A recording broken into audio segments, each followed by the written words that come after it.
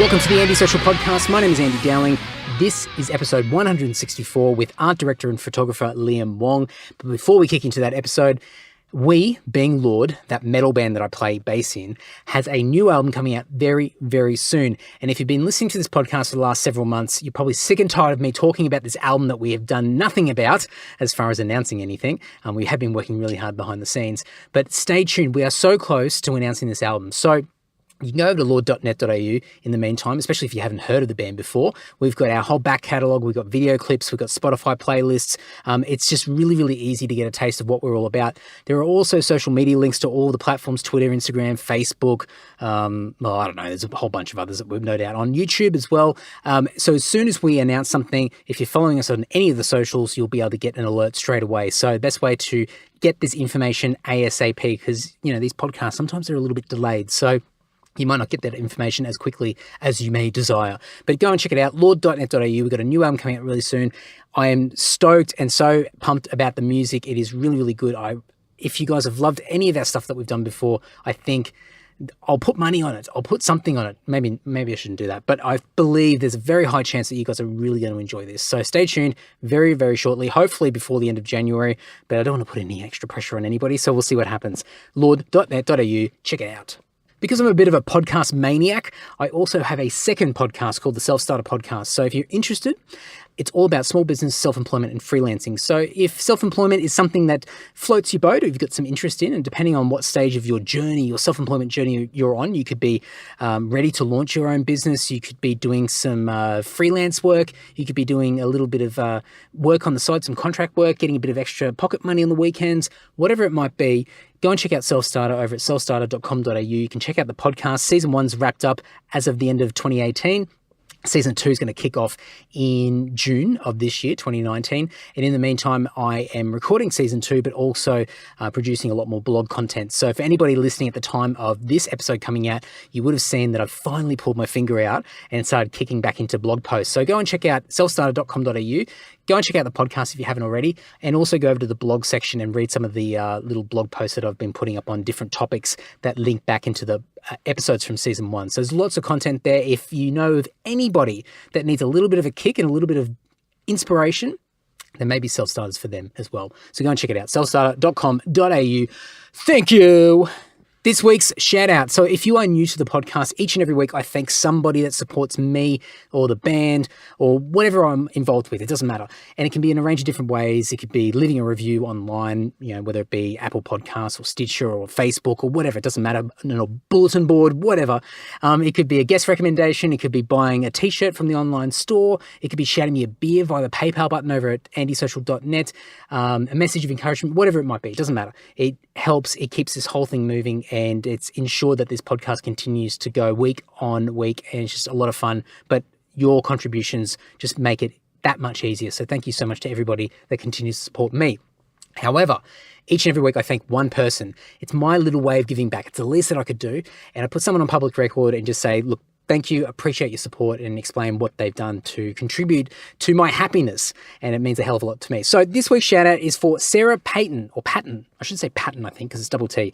Sarah Patton from Auckland in New Zealand, another Kiwi listening to the podcast. Thank you so much. Hopefully you joined us either really early in the piece with Roger Walsh from Dawn of Azale, who's also a keynote speaker and does a lot of extra stuff. So you can go back and listen to that old episode. Or maybe you joined when Paul Martin from Devilskin was on the podcast not too long ago, towards the end of 2018. But regardless, I'm stoked that you're listening to this podcast, and I'm even more stoked, if that's a correct term to use, that you have given me a beer shout. So the beer shout is the paypal.me button over at andysocial.net, and it's a way of contributing towards the podcast. And the whole thing behind it is that the more money that you guys give me for beers, then that's the less money I'm going to spend on beers myself and put it back into the podcast. So a very roundabout way and silly way to support this podcast. But that money does go back into hosting, equipment, travel, all sorts of things that really sort of ensure that this podcast continues on. Even the editing of this podcast, I've got TY to thank for that,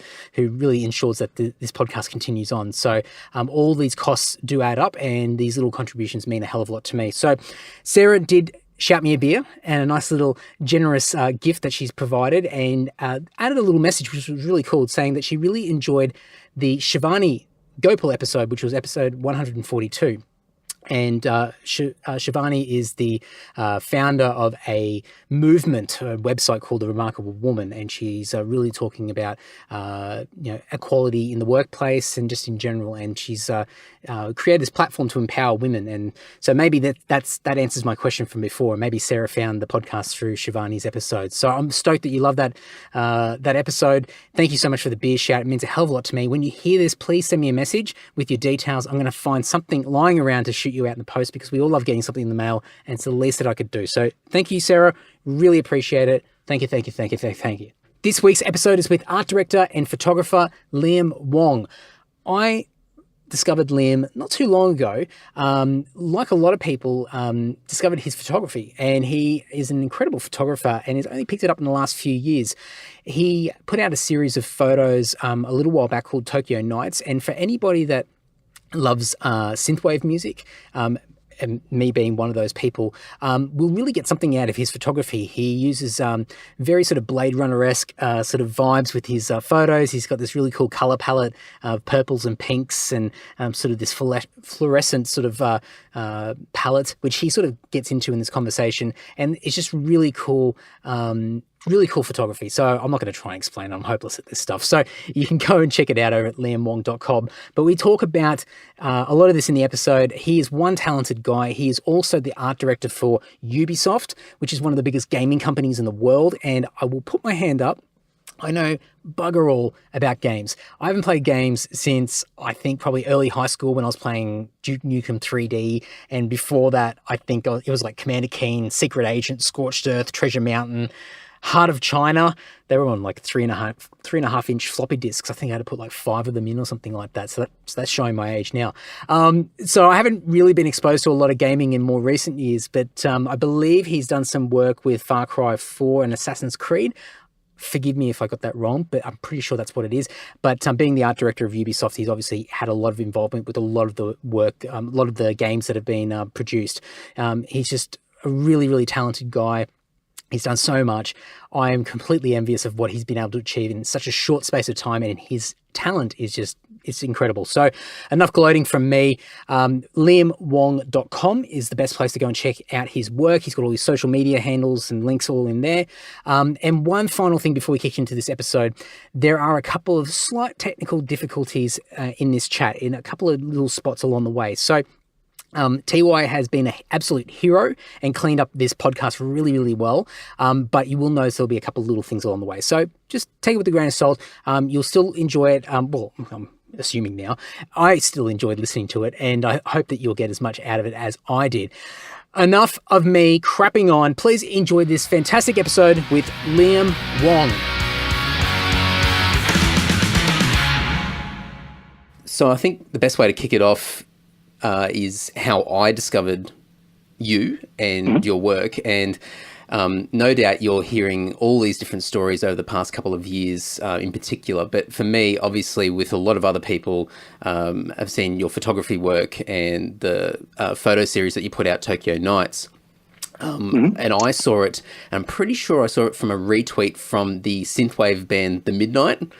And and so obviously their music and I guess their imagery is sort of very similar as far as colours and tones as what you've done in your work. Have you found that a lot of subgenres and niches of communities have discovered your work for different reasons? Yeah, absolutely. At one point in The Midnight, I posted my picture.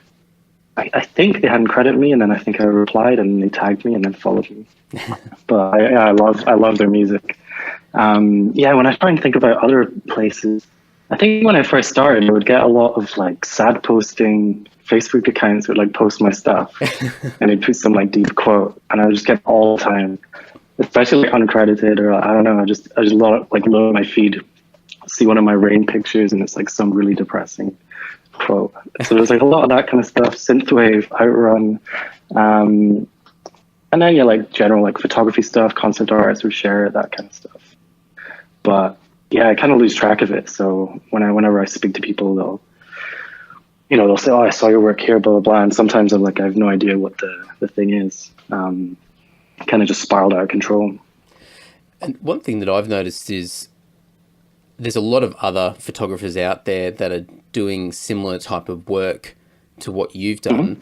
And I don't know who's come first, whether you've been inspired by other people doing similar stuff or whether there's just been a lot of copycats mm-hmm. that have sort of jumped on your coattails and taken advantage of the attention. Mm-hmm. Have you seen a lot of a response from other photographers doing that sort of stuff, or have you been inspired by other people? Yeah, I mean, so I think back to, that's like such a hot topic because I get asked that like all the time. And honestly, I never really speak about it. Like I try and keep my timelines like pretty clear. Like I don't like to mess them up. And so when I think about, last couple of years especially. So I got into photography like 2015, and when I first started, my style was kind of like non-existent actually. I'd take like regular pictures, whatnot.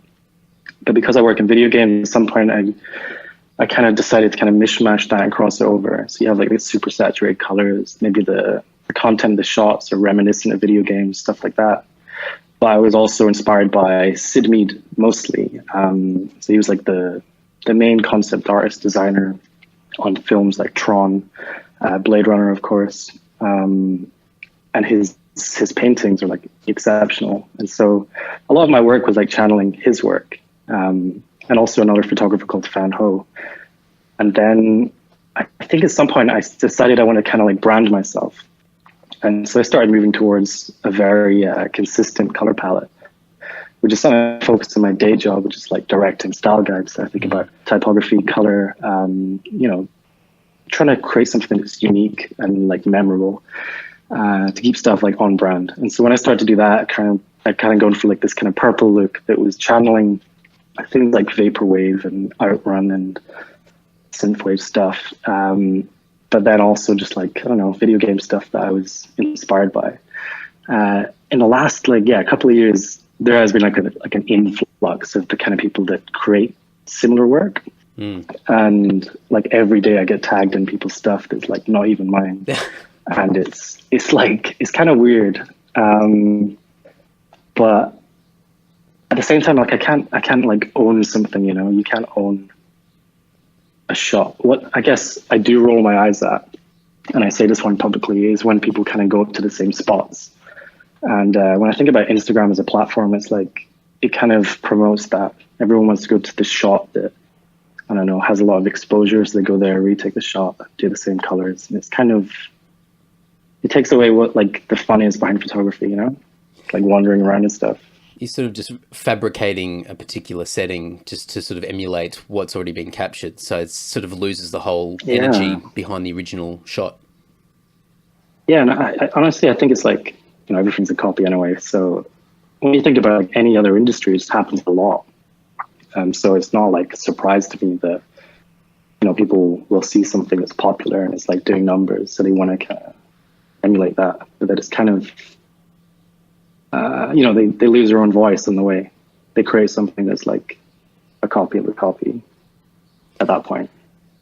Yeah, and there's a lot of that with mass consumption of just content and media online these days. So there's a lot more instances of that happening. And I have like a lot of illustrator friends, and they have the same thing. Someone will create some kind of style, or maybe it's the content of what they draw or paint, and people jump on it and start doing similar stuff. And I think it's obvious to anyone that follows a scene. You'll know who the work is inspired by. But yeah, it's a weird thing about like social media like these days. I certainly see that as well. Especially when there's a particular thing, and I use thing very loosely because it could sort of mean a whole bunch of different things. But when something strikes a chord with people, and you use that word, goes viral, it gets shared a lot, then it starts to influence other people to jump on that bandwagon. And sometimes that can be a really great thing depending on what that thing is. But I guess because we're so connected to each other, it's so easy to quickly light the fire in a way. And And so creativity becomes something that can be compromised really quickly, but can also burn out really quickly because it sort of just, it loses all that excitement really, really quickly in some instances, not in all, because some stuff's got longevity. Exactly. But that's why I feel like something that's always been important to me is to kind of always be, how do I say it? Like just like big up the stuff that inspired you. Like any article, anytime someone's done an interview, I always plug the stuff that inspired me, the stuff that like motivated me to like go out that day and, I don't know, take pictures. And a lot of the time it's music, other time it's other artists. It could be something that I saw, but I pretty much always flag it. And I think the weirder thing is to act like, you came up with it, like an original idea, which doesn't really exist in my opinion. It's just different versions. Yeah, and so like it's a weird one because I'd say like last year, and like my style of images, it's very focused in terms of what the content is. Like I spend a lot of time outside after midnight taking pictures. A lot of the content is like vague silhouettes, never faces, a lot of umbrellas, reflections, neon signs, saturated colors, and more often than not, like a purple kind of color palette, and that kind of became my thing. But then, like that kind of rise of that in the last year, especially because of like film, like you look at Blade Runner 2049, you had Ghost in the Shell, you had even just music, and I think other films, you had like John Wick, Atomic Blonde, and a lot of the creators followed me to work on that stuff. So it's kind of cool that you're all riffing on the same stuff. But yeah, like it was like at some point you just look at it and you're like, well, I'm kind of bored of it now.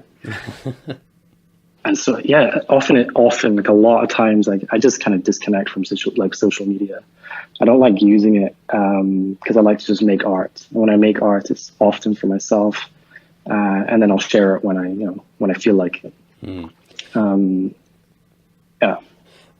Is there any particular reason why Japan, of all places, and I mean, I'm pretty sure I know the answer because I've been there quite a bit over the years myself, but is there any particular reason why Japan sort of grabbed you and became sort of the foundation behind a lot of this work and this sort of ongoing inspiration? Yeah, so like the weird part for me is like I didn't grow up heavily into like anime, like Japanese animation or film, compared to a lot of my friends and a lot of people I work with in video games. They all kind of have that kind of same background. We're like, okay, I had an N64 as a kid, and I got into this and this, and then I got into JRPGs. It's kind of like a similar story.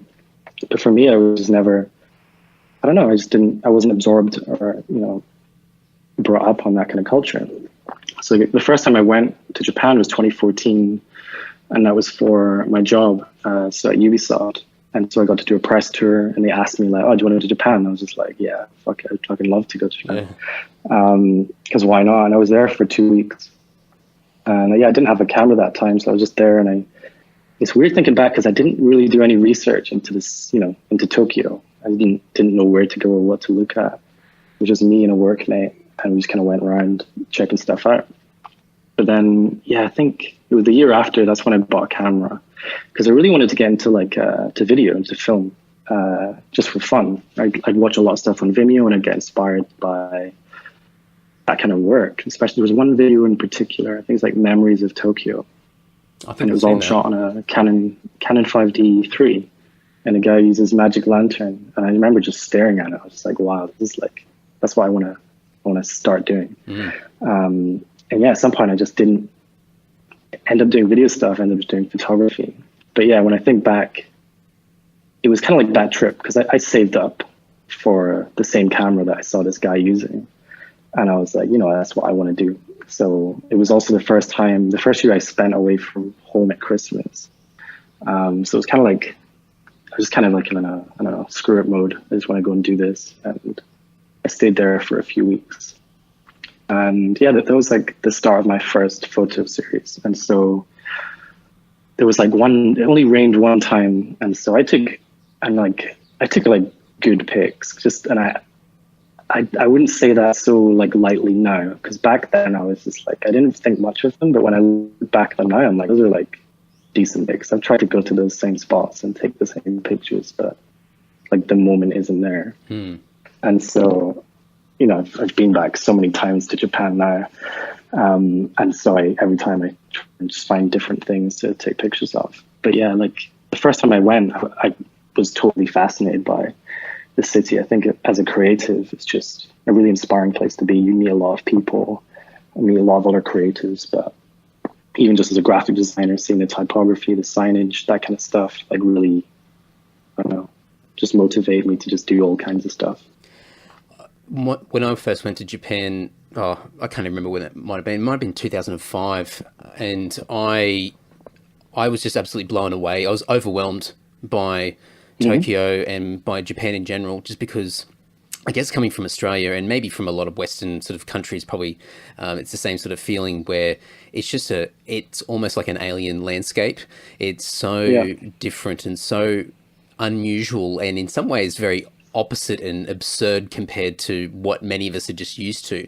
And I mean, especially Tokyo, and I've looked through a lot of your work, and I don't know exactly where in Tokyo you're taking a lot of these photos, but I get really sort of drawn to areas such as Shinjuku, where that's like my main jam. Yeah, and it's just there's a feeling of sort of this underlying danger, but at the same time you don't quite get that. You don't get that same sort of feeling of danger as you would, or as you feel in other cities around the world. And it's this really odd blend of that sort of that danger, but also safety, because I don't know whether it's just the size of the city, the population, or just maybe the Japanese culture as well, that sort of has this mysterious element to it, and maybe because of the language barrier, and it might be a big thing as well. Like what was like a normal thing for you growing up? What were the kind of visuals that you grew up around? Oh, for me, it's funny because for me, when I talk about it, it just feels so mundane and bland, but it's growing up in regional towns around Australia where, you know, for the most part, heat, summer, very sort of, very sparse sort of landscape. So not sort of thick foliage or anything like that. A lot of dead grass, you know, very dry, arid sort of surroundings, but not a lot of buildings, you know, fewer population, things like that. So, and a lot of, and if we're talking about colours, a lot of browns and yellows and oranges and things like that. So a lot of warmer sort of colours. Yeah, because for me, I grew up in Edinburgh, and I really didn't travel a lot until I was like 25. So I really didn't see anywhere. Like the most exotic place I'd been was Norwich in England, which is this small town. It was like, and I was like hyped because I was like, wow, cool, I get to travel on the train. It's awesome. But yeah, like going to conferences and stuff, like people will say, where are you from? Because I have a weird accent. And I'll say I'm from Edinburgh. I remember I was in Mexico and I was, I'm from Edinburgh. And they didn't know what it looked like. So I showed them a picture and they were like, holy shit, there's like a castle on a rock in town. I was like, yeah. But to me, it was like a very normal thing. And it's only like since traveling that I come back home and I'm like, you know, like exploring the city that I never even thought to walk around. And it's crazy, especially like because Edinburgh has a lot of history. I was looking at like old pictures, like photography of, I don't know, from like 1900s, like seeing how a city can change over time is like really crazy. And I never knew anything about it. But yeah, like it's just weird for me. Like I grew up, I said Edinburgh's like pretty big anyway. I don't know how many people, but I was always drawn towards like huge cities like London, Paris, New York, Tokyo, obviously, Hong Kong, just because I kind of grew up in a small place in comparison to those. But I just kind of became hooked on those. When you do travel, you tend to get it's just perspective. Like you get more of an appreciation of where you come from, but you also notice those vast differences, those contrasts between what you have always seen as just, in air quotes, normal life, and seeing how other people live in their version of their own normal life. And it's quite interesting because you either exposed to all of the shortcomings that you have in your life, or you're able to see all of the things that you're lucky, you're grateful of. So it's really a valuable thing for people to be able to get out and travel, because if you haven't been outside of your little part of the world, then it's really, really hard to get any sort of grasp of the wider picture, or even sort of, basic feelings of compassion for other people and being open-minded and things like that. Yeah, because for me, like I spent a lot of time just in my room, like even at high school. I don't know, I just wouldn't leave my room. I would just play video games all the time, and like I'd have friends and stuff, but just a total shut off, like introvert. And it's weird even looking back at that now, because I obviously travel a lot, often just by myself. I walk around taking pictures by myself. But yeah, it's like a weird contrast, because I can also imagine like another version of me which just stays where I was born and works there, and that's that. I haven't actually seen the movie. I've only seen that scene that keeps popping up all the time, but that movie from years ago, Sliding Doors, where she gets onto the train or doesn't get onto the train, and then suddenly there's two storylines that follow in the movie. And so it's sort of, the whole point of it is that decisions can lead you on a completely different path. And so it's interesting for you to say, like, thinking that sort of side to you, just sitting at home, what would life look like then versus, some of the decisions that you've made over the years to get out and experience the world. And that's like, because I get asked like a lot of career stuff, and I'm sure you must get asked stuff as well, but it's like for me, the biggest thing has just been sending emails. Like as a creator, there's so much work you've made, but not necessarily show it to people, And so I spent a lot of time just sending emails. And even when I was in high school, I would do the same. And at university, just ask people for help. I'd ask them, hey, how could I get a job? Hey, could you look at my stuff? Could you, I don't know, give me some tips? And that helped me want to move around, I guess, because I could see these opportunities that were kind of presenting themselves. I think there's, in some ways, it's so much more beneficial that we've got email these days. And even now it's changed again. We've got social media, which is sort of making it more instantaneous. But, years and years ago, you'd have to pick up a phone and talk to somebody. And there's something so confrontational about it, where you're putting someone on the spot, you're speaking, and it's just very, very overwhelming for people, especially introverts as well. But even email can be a bit intimidating as well. Did you find that you sort of were a little bit sort of hesitant to send emails out? I think it comes anyway. Like, you're going to feel anxious about sending something like an email, especially if it's like a body of work that you've created, and mentally you're like, well, no one wants to see this or listen to this, but then I kind of just go in the mode of like, screw it, and just send it anyway.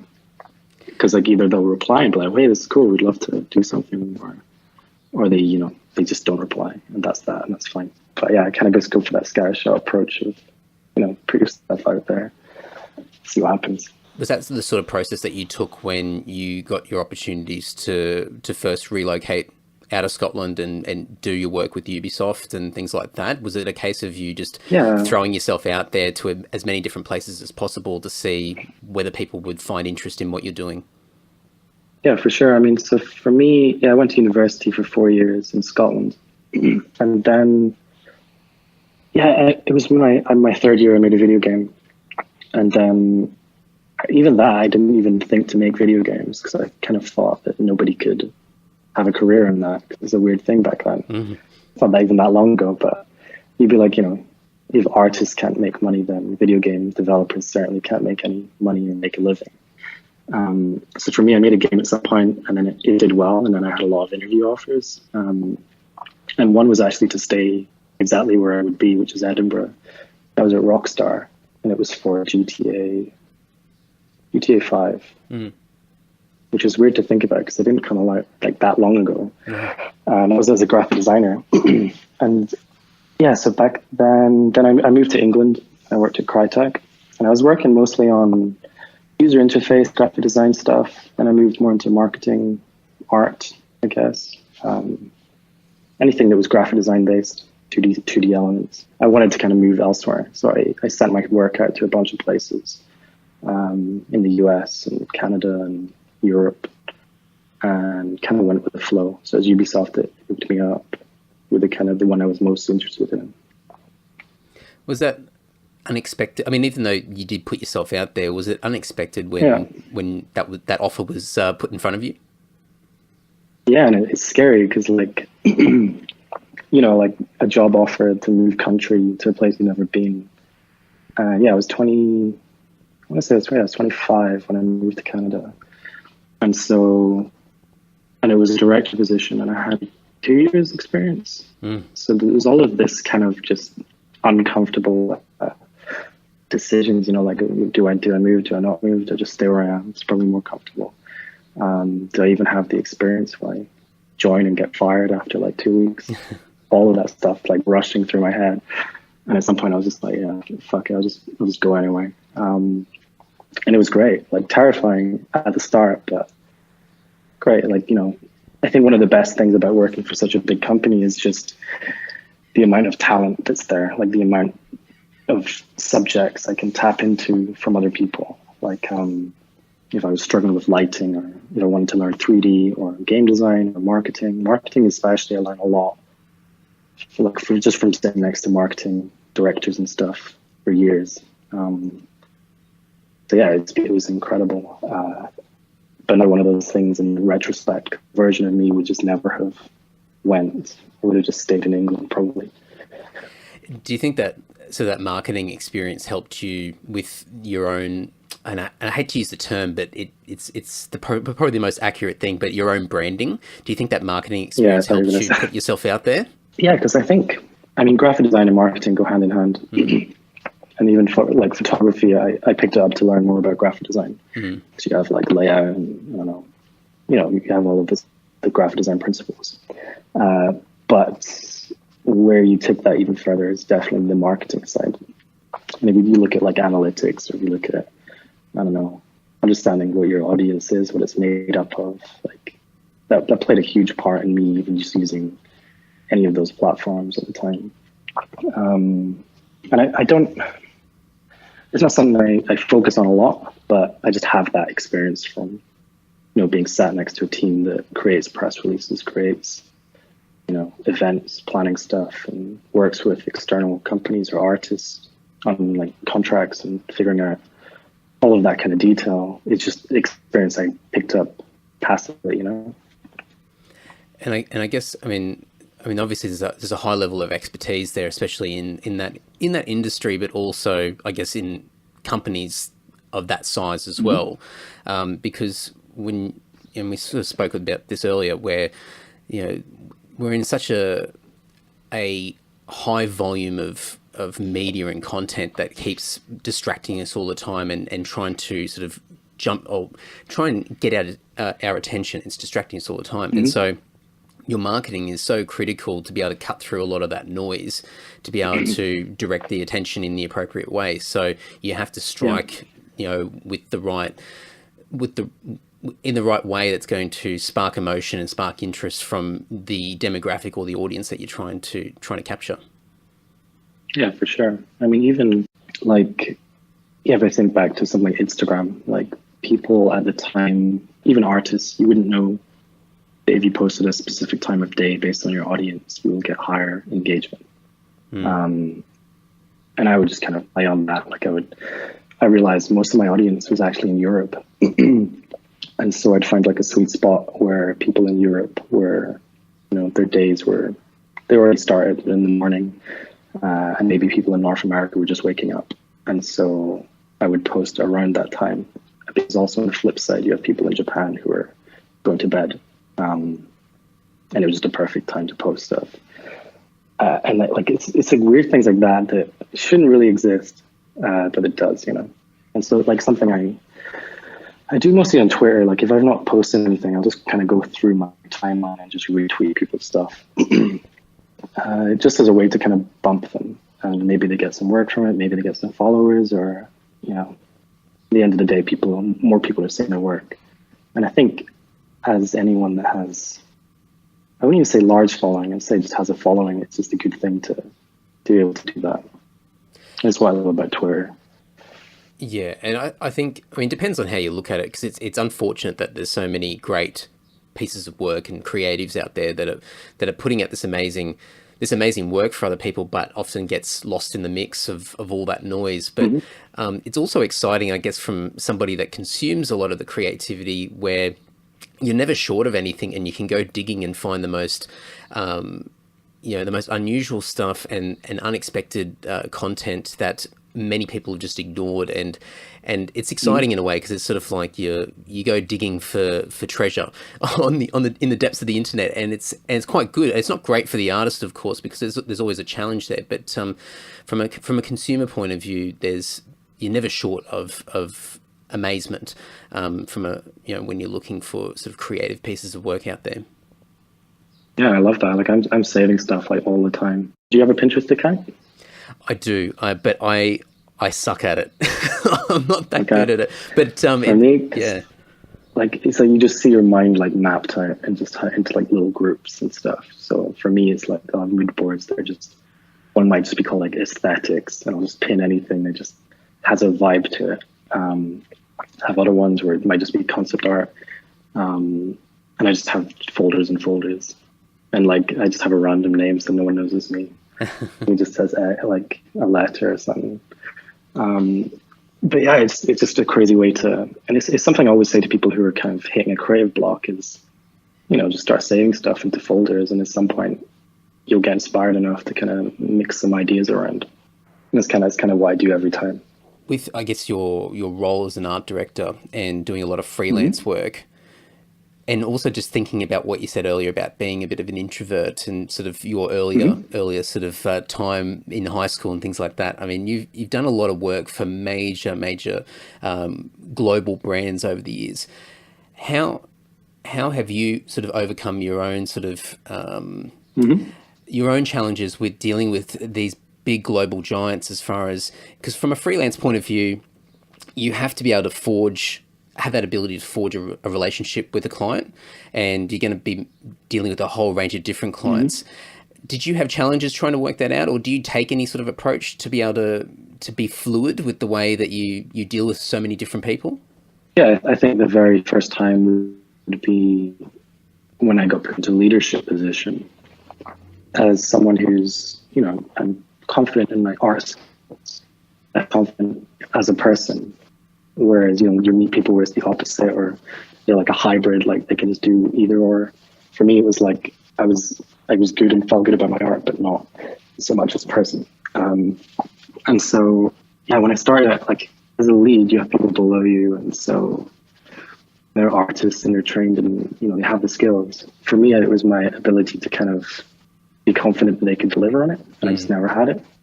And so I would just have the tendency to micromanage, which is really bad. To just take over someone's computer and say, what, I'll do it. And at some point you just have no time. So for me, like that, just as the learning curve was great, because you suddenly know the best way to, I guess, to communicate that to someone you have to work with. On the flip side of that, like say freelance working with companies, email, obviously, like communicating back and forth, and deadlines, and deadlines always shift, so it's kind of hard to keep track of all that. And so I guess one of the coolest parts of just having a camera and getting into photography is all of the people I met along the way. And so I think the very first, I shot like a handful of people when I just started, but they all happened to be like huge, like people in like the areas that they're in. So one was like a cosplayer called Hendo. She, I think, has like 300K on Instagram.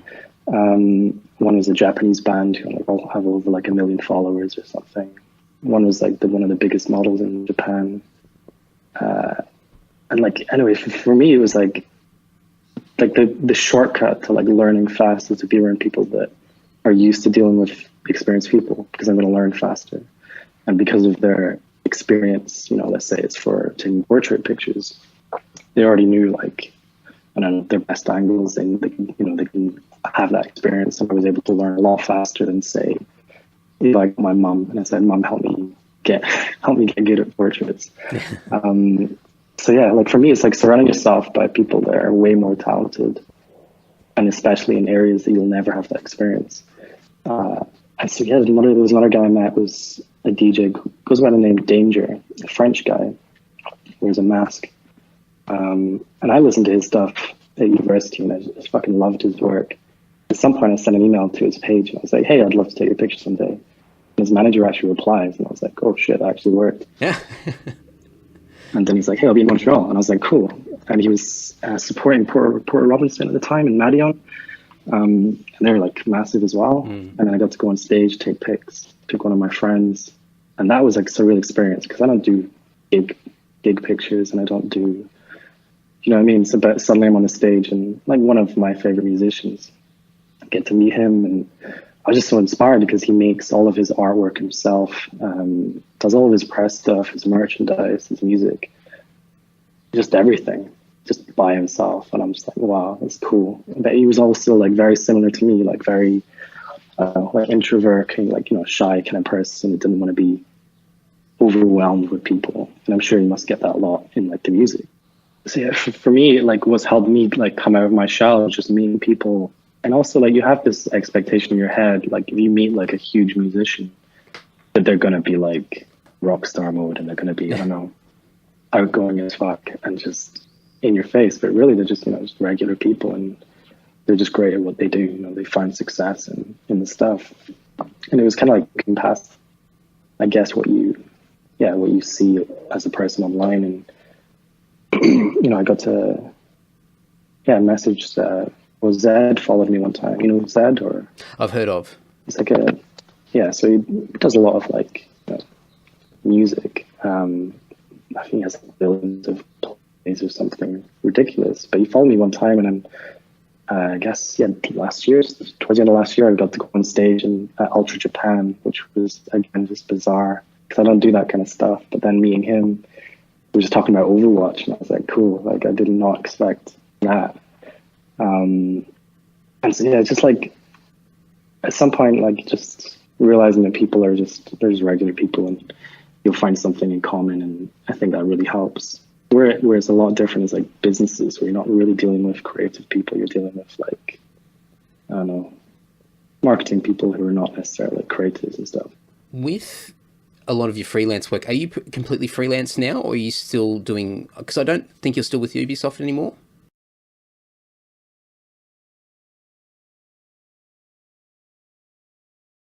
I worked in Canada for 5 years, and then at some point, I don't know if it's a Canadian thing or something like that, but basically you can take a career break after you've worked that much. Maybe it's specific to Ubisoft. You can take up to a year off. Okay.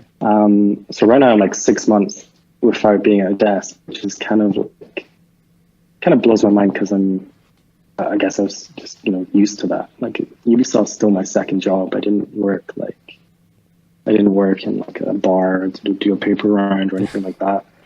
I wish I had, because my social skills would have been like through the roof. I always tell that to people, like students and stuff, because they always feel like really shit that they work in the area that they don't want to work in. But at the end of the day, you're learning stuff, you know? And so, so for the last 6 months, I've just been basically out on my own, traveling, doing like collabs, focusing on my own stuff. So for me, I had like a goal, like a list of things I wanted to achieve. The first one was to update my website, which took me a while, like going through and trying to like really export everything and blah, blah, blah. Do my website. I wanted to have a book deal, and I wanted to create a short film, or at least start. And I've pretty much ticked off all of them. And so that was kind of like, I had a goal, like 6 months is what I want to do. And I often just kind of make those kind of lists just so that I can keep track, because once you, and I feel like it's common for anyone who maybe like leaves their job or something like that, you spend a lot of time like doing nothing, especially for like the first, I don't know, however long, but let's say for a month after like working any job, you're just going to just be, I don't know, relaxing. And so for me, that's exactly what I did. Like I came back to the UK from Montreal, and I just chilled. And I tried to figure out how I could slot together all of my different projects. And so, yeah, I'm still actually employed by Ubisoft, but I'm on a career break. Yeah, and it's cool because I mean I think there are a lot of businesses that offer those types of opportunities, but it's still few and far between. So when you do hear somebody in that sort of position, it's exciting. It's I mean because you've got the not the safety net, but you've got the backing of a great business that's there to support you along the way while you have breathing space to develop personally. And that's why they've been like massively supportive, because obviously it's a weird one. Like I have a following, and I don't think a lot know I work in video games, apart from like the occasional tweet that I might do that I'm speaking about games somewhere. And there's always someone that's like, oh, I didn't even know you did that. And I'm like, cool. Like it happens all the time. And so so I worked 5 years, and I just shipped Far Cry 5. So I finished up that. I worked on that for like a year and a half, I think. And after that, I was like, okay, it's time for me to either. I didn't want to like work somewhere else, but I was just kind of like, oh, I want to just go travel. And I was able to kind of work out like something with a company, so that I could, do what I'd been kind of leading up to, I guess. You've mentioned previously, but you've got a bit of an interest to move into film down the track, and I know that was sort of like a turning point when you were looking at photography as well.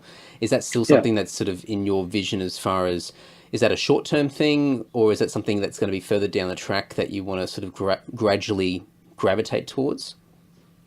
I think for sure it's something I want to gravitate towards. Like I don't think it's it's no secret that, like for me, like my career has always been very weird. Like I started as a programmer, technically doing web programming, and then I would move into graphic design, and then video games, and then photography, I guess.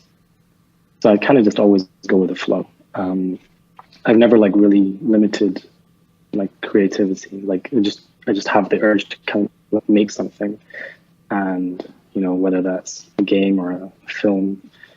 But yeah, like film is definitely next on my list. I think like one person that really inspires me is Lynn Ramsey. So she's from Scotland, and she started off by doing like little short films when she was in college, I think, and then she was mostly a photographer. But now she does like big Hollywood films. I think We Need to Talk About Kevin was one of them, and I think like the newest ones, like You Were Never Really Here or There. I didn't see it yet, but it's one of Joaquin Phoenix. But yeah, this Scottish like photographer turned filmmaker, like badass. And so yeah, the weird thing about like obviously photography, and most I'd say cinematographers turned directors, they always start with photography. So it's kind of, I think at some point you hit like a plateau. You get to a plateau where you're like, okay, I've taken pictures, like I can continue to take more pictures, but what else is there? And obviously for me, it's like moving image. So the weirdest thing about, getting into photography has been like the amount of people that have followed me since. And so I had like a lot of film directors follow me, which I still find kind of weird. And it's one of those ones of like, because it's like a big name, you've seen their films, like, and now we're like, I don't know how long into the podcast, so I don't really mind to say, because you either listened or you didn't. So yeah, like the people that messaged me is like, or followed me, how there's like Duncan Jones, did Moon is like one of my favorite films. Source Code is great too. Del Toro messaged me and followed me, and he said something that I want to frame, and I don't really want to share it, but it was like cool. And then the other week, I messaged Michael Bay on Instagram, and I was like, oh fuck it, I'll just send him a message. And he didn't follow me, but he messaged me back, and I was like, holy shit, that's crazy. And it's like that kind of, I don't know, that's why I just think as an artist, it's so easy to get into this kind of, what's the word? You just get in your head and you just think everything you make is just terrible, whether it's music or, I don't know, music, art, games, everything that you make is just absolutely shit and it'll never be better. But it's like overcoming that and then just being like, I'm just going to put my work out there because I'm feeling it. Or it's just very weird having like people that I grew up watching their films, and suddenly their closer contact is inspires me to be like, I could chase something as crazy as being a film director someday, even if it's like 10, 15 years down the line. But it's like, you know, why not? Like, why not just have that as a goal? And so, yeah, like I really want to make a short film, and I'm not a script writer, but, you know, I have a lot of contacts that are, and I was speaking to one person in particular that wanted to kind of support me on creating a short. So it's like, that's kind of exciting to me. It's something I always kind of put off, I guess, because I know that when I, you know, work on something, I want to put everything that I can into it. So whether it's like in my head, I'd think of like musicians I would love to have like, do a score for. One of my favorites is Makeup and Vanity Set. Oh yeah. Like synthwave stuff, and you know, he followed me a while ago now, but like honestly, one of his songs, like it just like gives me life. Like when I listen to that stuff and I'm taking pictures, I'm like, yeah, I'm in the zone. So yeah, it's like Makeup and Vanity Set, and the song System Override. It's just such a good track. But yeah, I just love to find a way to make like a short and get, you know, collaborate with people and create something cool that I can be like, wow, that's something I've never done before, but I tried it, you know. Do you think that's what the attraction is to film? Like you mentioned, like just that moving picture element, but just being able to convey extra layers into a piece.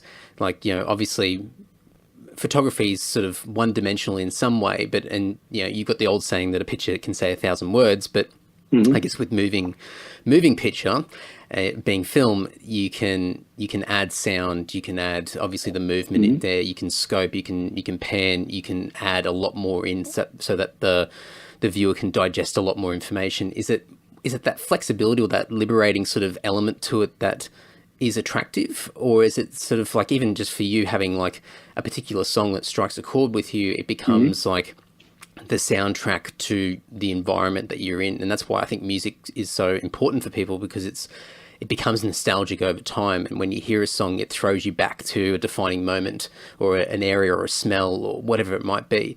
Are they the types of things that sort of are attracting you or compelling you in that direction towards film?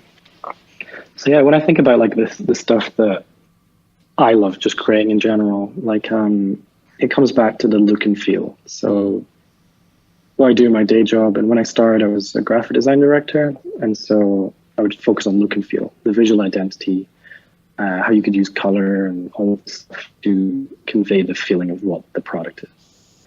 And so for me, when I think about film, I think about everything from how it gets branded to, you know, how the posters might look, but also editing it in a way that just feels nice. And those are kind of it's like my bread and butter. Those are the things that I do. And what I've been trying to learn is actually cinematography and shot to shot, how those can help create a scene, if that makes sense. Like, you know, if you have two people speaking in dialogue, how that's framed, how that, you know, transitions from cut to cut. That's where, to me, a lot of the hard work is. I guess going back to photography and taking so many different photos all the time and just continuously building, I'm just imagining that you've got, you know, a hard drive or a cloud somewhere that you've just got so much content sitting there that nobody's ever seen. Do you have plans to stagger out more of that content over time? Have you got plans with regards to that, or is it more for your own personal sort of, you know, just to scratch that itch for yourself?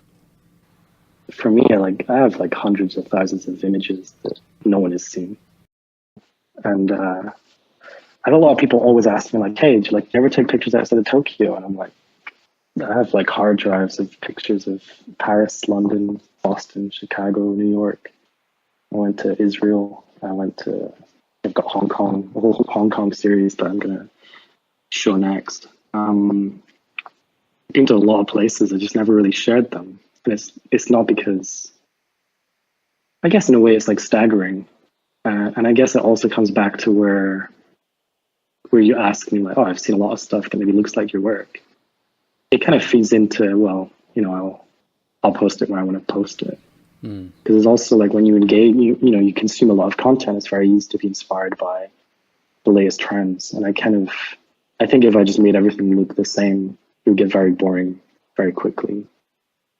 So I kind of love that I have hard drives and hard drives of images that I can just, like let's say tonight, if I'm bored, I just load up my laptop, put on a hard drive or go on the cloud and download a bunch and just play with them. Because I think any artist or, I can imagine musicians the same, where you just have files and files that are just kind of not finished, but in your head, you might be like, okay, that one's pretty good, but it's not not ready yet. So it's that kind of mentality, I guess. It's a bit of peace of mind there, knowing that there's a bank of things that are sort of in various stages of progress, and you're never short of anything, so you can always go back and dig into the vault and start working on a particular piece, and then just stop and move on to something else. But it's just something I love, because over time, like, your perspective on stuff just changes. Like, so even at some point I started to post like anamorphic kind of crops, like super wide. And at the time when I was taking pictures, I never looked at those pictures and thought, oh, okay, that was a good picture. But now I can go to hard drive and I'm just thinking differently. Like, I'm thinking about, like, previously I would have hated to have people in the foreground that were blurry, and in the center like crisp, and in the background people are blurrier than the ones in the foreground. But now I like that. I like the depth that it has, mostly because of, I could post, I don't know how many, let's say I could post 500 alley shots. They're all vertical. They all have a single person in that I managed to isolate, even though I was super busy. I could edit all of those and post all of those, but at some point someone will be like, well, I thought I'd seen this one. And I'll be like, no, it's new. And they'll be like, oh, hello. And it's just, for me, I like to mix it up now and then. Like, and there's something I love about Twitter is just, I love the 4-image kind of, you can post 4 pictures. And I just got really into creating sets. And I love that some of them are like very different to what I would post. But it was like nature, and those ones like blow up more than the stuff that I do normally, And so it's like encouraging.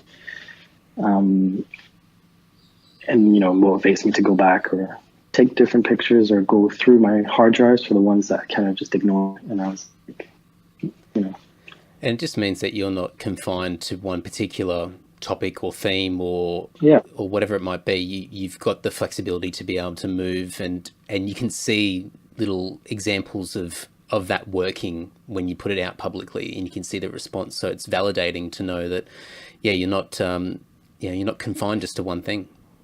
You mentioned Hong Kong before and putting out something in the near future. Can I just ask a quick question? Yeah. Did you take any photos? Because I don't know if it's still up, but is it I've never been to Hong Kong, but is it the Kowloon walled city? I don't know if that's still up. Yeah, is that still? No, it's not. Has it been demolished now?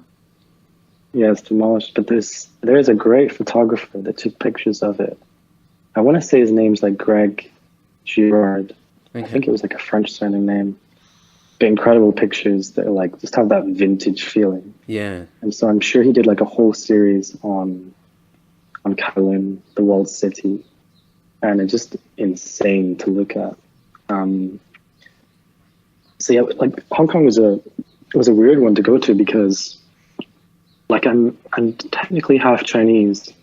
My dad was born in Malaysia, but going there was, I guess, the closest I've been to China. So it was just this weird kind of, at some point I was in Tokyo and I was like, I'm just going to go to Hong Kong. Like, I'd saved up some cash and I flew there for a week. I went on Instagram and I said, hey, I'm going to be in Hong Kong. All these little Instagram kids like messaged me back, and I swear there's about 15 people turned up and they were all rooftopers. So we were going around like these high ass rooftops in Hong Kong, which I never do. I'm not a rooftopper. I'm not about like dangling my legs off buildings, but it was just so cool. Like, just the scene there for photography, and like just like a huge like creative scene. Like, Tokyo is cool, but I find that maybe people are too intimidated to kind of turn up. So what you end up with is a lot of the foreigners like myself who come and hang out and take pictures. But in Hong Kong, it was just like all locals who were just like into it, all turned up with like crazy cameras, and that was fun. And so yeah, it was like just going around. Like, for me, I grew up, I definitely watched Ghost in the Shell. It's like the original and it's basically Mongkok, which is just like classic Hong Kong visuals where the signs are just overhead and everything, neons, and just, I don't know, the architecture is very unique. So like walking around there for the first time is just completely different to somewhere like Tokyo. And it's something I find interesting is about like the way that a city is laid out, like the architecture, the structures. Like if you go to Paris, it's like one of the, like I'd say like the cleanest in terms of just visual lines. Like it's very organized. And you go to somewhere like Hong Kong, and at first I just find it like very challenging to take good pictures because it just set me off in terms of composition. Whereas Tokyo is very easy. Like it's, you know, stand in the middle of a street, take a picture, it looks cool, you know? Yeah. Like if I was to dumb it down, like it's basically that kind of simple. It's very, like, you know, easy to take pictures there. Hong Kong is, you go from like just very old alleys that are just all wires and, you know, kind of more grungy, grimy looking. And then like, how do you channel that vibe? Yeah. But like Hong Kong was good fun. With those guys that came out and showed you around in those doing the rooftop stuff, did you is some of that stuff going to be incorporated in some of the photos that you're going to release, as far as, you know, sort of more of those sort of, I guess, wider scoped, larger than life sort of photos? Because obviously the Tokyo stuff's more in the depths of Tokyo. It's very ground level. It's in those alleyways and it's pokey and that mysterious sort of element. But from what you just described, and I've got a visual in my head of this vast sort of city landscape, but obviously being on a rooftop as well, given the size of that city, you'd probably almost feel like you're still in the jungle even though you're on a rooftop. Yeah, so like I have, and it's another one of those things, because the first time I went to Hong Kong, maybe it's just a year ago, just over, but I've been there 2 or 3 times now. And so I just have like all these images that I have.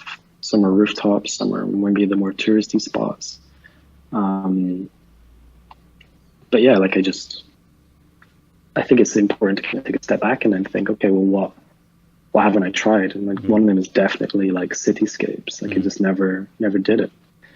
There's one picture. The guy had this like I guess it was like a fisheye lens, and it's me wearing my Spider-Man mask, and like the buildings around it are just insane. Because we were like dodging security cameras, like Metal Gear Solid style, all the way up to the top of this rooftop. And we got stopped by these undercover police on the way out because they thought we were like dealing drugs or doing drugs. And they saw we all had cameras, so they were like, "Oh, it's okay, never mind."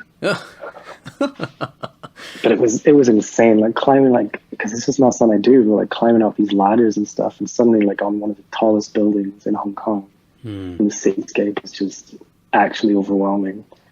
And I think the time was around Chinese New Year, so it's just ridiculous, all of the neon signs on buildings.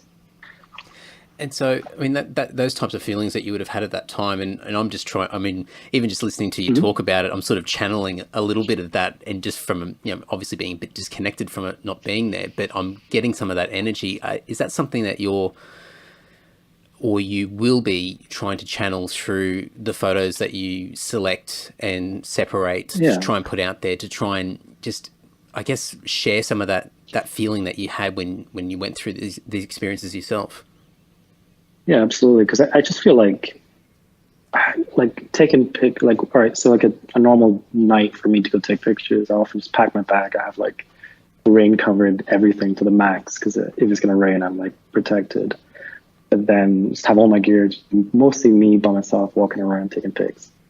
But then because of that, like I just have so many shots that are like there waiting. And so it's a weird thing, because at the time I'll listen to music when I shoot, like pretty much always. But then obviously editing and the way I channel my stuff is, a lot of it is done in post. And I never, like I shared originals before, but I just don't find it as interesting now. But there's definitely that feeling afterwards where I'm going through a hard drive and I'm feeling that kind of nostalgia, or I'm trying to remember like maybe how it felt.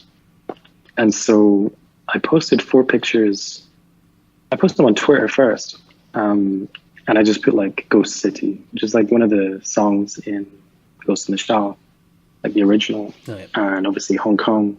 And I just used that as a title, and I put my domain, I put on Twitter, and it had like 7K likes or something ridiculous. Yeah.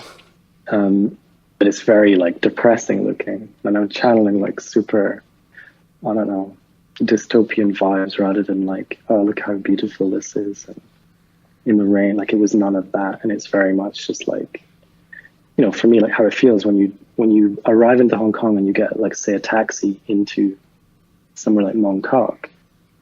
It's very like run down feeling, but it's also like you're looking at this huge like city, like metropolis of just these buildings. It's kind of, and so I just posted them, and I was just channeling how that felt. So I had shots. It was like one of them's in a taxi, the other one's like an industrial type cityscape, and inspired by mostly two artists, I would say. One is like Ian McHugh, who's from, I think he's from Scotland. Yeah, he's from Scotland. He used to be a GTA art director at Rockstar. And his work is I feel like it's mostly like shipyards and stuff like that. And the other artist I was inspired by was Simon Stallenhag. Have you ever seen his work? No, I don't think so. Okay, so it's like, I think it's all Sweden, and it's often like robots and stuff. Okay. I'm sure you would have seen it, but it's like very distinct color palette. And I was just channeling that kind of stuff because I just kind of felt it, you know?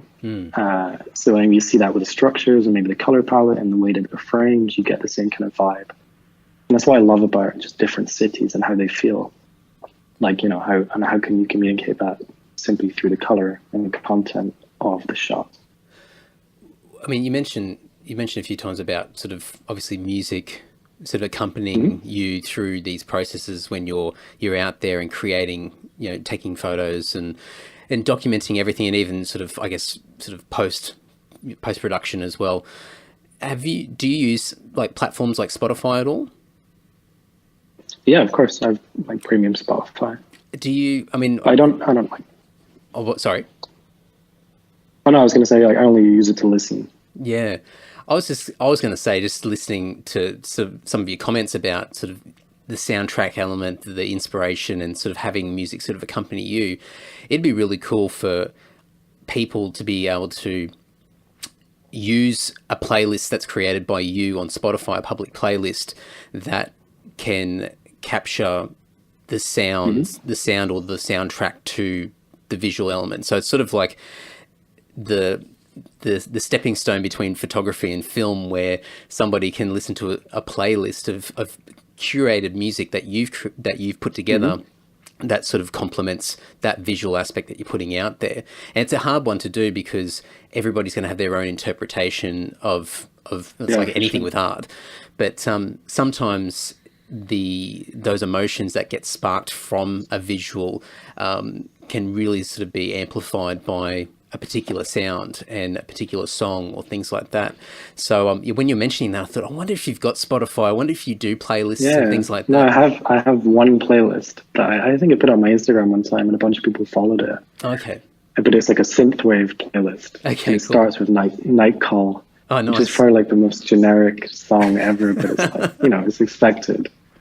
You know, I guess people in the zone because they're like, oh, it's Liam's playlist. Okay, I'll check it out. And then Night Call starts, and I'm like, oh shit.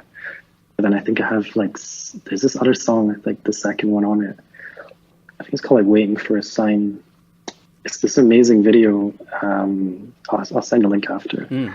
But I'm just a huge fan of like decent intros. Like if a song starts and it's like heavy, I'm just like into it and I'm feeling it. And so yeah, my whole playlist is basically just like synthwave. And I guess what's weird about it is a lot of people that I have on that playlist, like we're like mutuals. Like I follow them, they follow me. But I find that bit like cool. So like I think, you know, you do that end of your Spotify thing where it shows you like what you listen to the most. Like my number one was Slow Magic.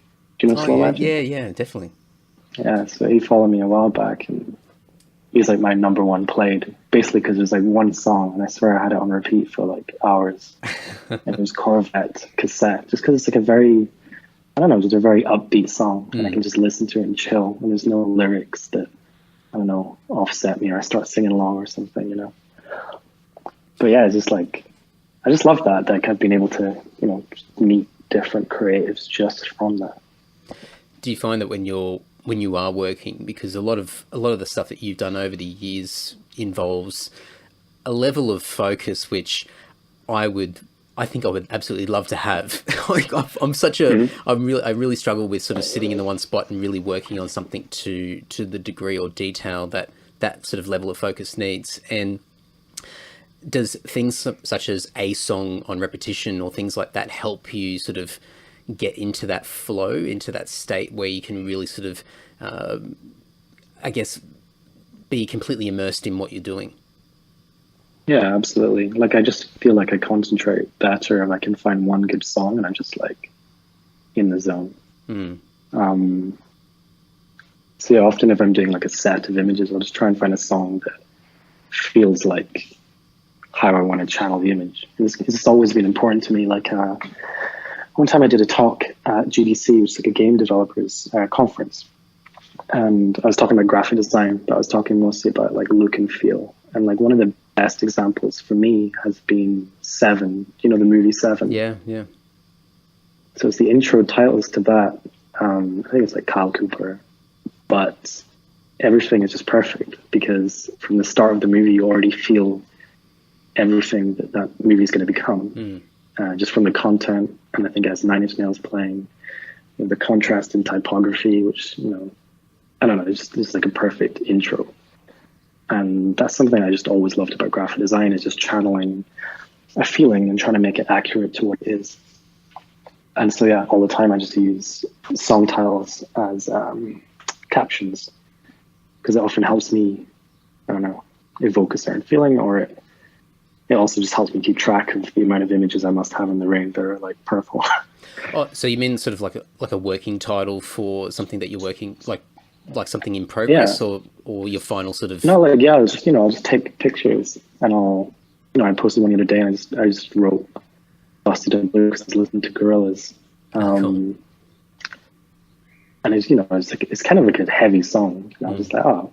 And I had these shots of train stations in Tokyo, which were taken before the first train, so there's nobody there. So it's kind of eerie looking because it's such a huge city. And it just kind of went well. And I just do that a lot. I used to tag the musicians, but I find it a bit cheeky now that I've got like a tick. Like, I don't want to look like I'm pandering. Well, I mean... Because it's too easy to, you know, get their attention that way. Yeah, absolutely. And it's I think you're in a fortunate position now where you've got that audience and that reputation as well, where that attention will gravitate back towards you anyway from that artist, especially if you want to give a little nod or a tip of the hat to somebody that inspires you. It usually would come back anyway, through word of mouth or through sharing as well. So it's the wonders of somebody that's got that level of attention that you can really sort of take advantage of. Yeah, one point I went through a phase of just using Linkin Park songs as titles. Yeah, cool. And I would just get like these little anime avatar accounts like replying to like, hey, you must be like a big Linkin Park fan. I was like, yeah, I am actually. And Mike Shinoda followed me sometime last year. Wow. I was like freaking out because I really looked up to him just because, I don't know, like everyone hates on Linkin Park just because of their music, but I fucking love it. So yeah, when he followed me, it's very hard to like freak out. It's very hard to not send your life story in a DM. Because I don't, like, believe me, I've done that in the past to like, I think I did it to one person. I was like, cringe. It should be a cringe comp somewhere. But yeah, it's just stuff like that where it's just like, holy shit. It's I just, like, music just like drives me to the max. And so knowing that someone that worked on a song might have seen my stuff just kind of keeps me going. And no doubt you're doing that for other people as well, especially people that are just coming into sort of creative arts now, and, you know, people that are in school and just coming out of school and trying to work out what they do with their life, and they're looking for inspiration, you know, all over the world. And you probably already are, well, no doubt are, but will continue to be somebody that other people will look to. And so, you know, when you start to follow somebody else, then you'll probably get that same sort of encounter in reverse, and you probably get it already from people. it's a weird thing though, because like sometimes honestly I laugh my ass off, because like I always do the thing where on Instagram I say, yeah, I'll leave a comment, I'll check out your feed, and I'll like their comment once I know I checked it out and I went on their feed. So I didn't like it, means I didn't do it yet. It's like a way of like organizing it. Yeah. But it's what I love about social media, in a way that you can affect someone's day in a positive way. Like there was a guy that tweeted me the other day and he was like, "Hey Liam, inspired by your stuff." It pretty much looked like my stuff, but I was like, fuck it, retweet, bang. And then he had like 300 things, and then he's like subtweeting me on his feed, and I would just check it, and he was like, "Oh, I can't believe you retweeted my stuff. Like this actually happened in 2018." And I was like, cool. And I was just sat there on my sofa anyway, so it's just a cool thing to, I don't know, be able to, because like social media, like when I go through my feed sometimes, it's just like politics and all that stuff. And on my Twitter, I keep it like clean. Like I don't even tweet words. I just post the images and basically disappear. I don't even reply to my own tweets. Like even that's rare. So it's like anyone that goes on my timeline on Twitter is basically like my portfolio. And I just try and keep it like a positive place where it's aesthetic pictures. It's kind of my jam. Well, I think it certainly just ties into the overall sort of thing of, or the visual of what you are. So, that's what you're known for. So for people to go to a Twitter account, sometimes it's kind of cool to see what somebody's thinking about, what's on their mind, but sometimes it uncovers all sorts of garbage that you've got to try and sift through, and you think, oh, my perception of that person has now changed. So I think it's really smart to sort of have that intention that, if somebody is searching for you and they find you and you're known for that visual aspect, that's what they're going to receive when they do encounter you. It's like another thing, because I never really show my face. My Instagram is that I have a mask. My Twitter is like, I used to post like just troll selfies with people and put like a puppy filter on. Yep. They're probably still on my feed somewhere. But like other than that, I just don't. I like that disconnect between like someone that makes stuff and, I don't know. Like I'm not a personality. Like you go there to look at the pictures and that's it. You're not there to, I don't know, comment on my hair. And it gives you, I think it gives you more freedom behind the scenes to be able to just be yourself, and you let your work do the talking instead of the pressure being on you as an individual. I mean, obviously it is you and it is your name, but you're not sort of at the forefront and distracting away from what your actual work is. Yeah, because it's like a weird one in Japan, because I would do a lot of live streams, but then I would get like stream snipers and they would just turn up and they'd be like looking for me. And then, you hang out with them, you chat with them, whatever. But like, I like that. I don't know. I can't imagine what it's like for like big streamers and stuff who, they're noticeable just by their face, like YouTubers and whatnot. Like, not being able to escape that. There's a lot of, I think there's a lot of pressure on that, and then that's just a distraction away from the value that person brings in the first place, whatever their creative ability or their talent is. Just becomes a big distraction. Do you have any plans for the Hong Kong stuff as far as when that's going to be put out, or is that something that's just when the time feels right? For you? Definitely this year. Like, so for me, like, putting together all of my Tokyo stuff for my book, and then that will kind of be that. Then I move on to other cities, which I'm excited about. Like, I'm just keen to just start posting different content, different styles, I don't know yet, but definitely this year. And so with the book for Tokyo, that's still pending? Oh no, it will open up for pre-orders this year, early this year. Yeah. Okay. Cool. Awesome. Yeah. Awesome. Well, I'll put links in the show notes so people can follow you on all the socials, and we'll enjoy the rest of your night, and we'll talk soon. Excellent. Thank you so much. If you want to check out some of Liam's work, if you haven't had a sticky beak already, you can go over to liamwong.com. In his website, examples of all his photography. There are social media links. He's on Twitter, Instagram, Facebook. There's also a YouTube link there.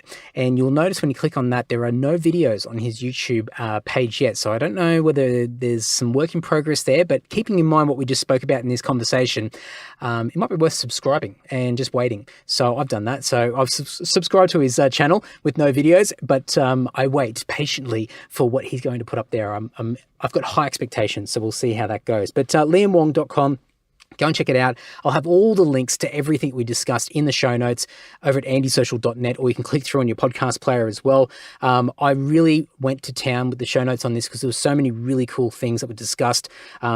People that he idolizes, or I shouldn't say idolizes, but gets inspiration from, music that's influenced him, movies, lots of different things. So lots of references in here. I took a bit of extra time documenting this because I really enjoyed this chat. So click through on the show notes. There'll be lots of stuff and you'll see the things that we discussed in this conversation over at andysocial.net. Before we wrap it up, quick updates.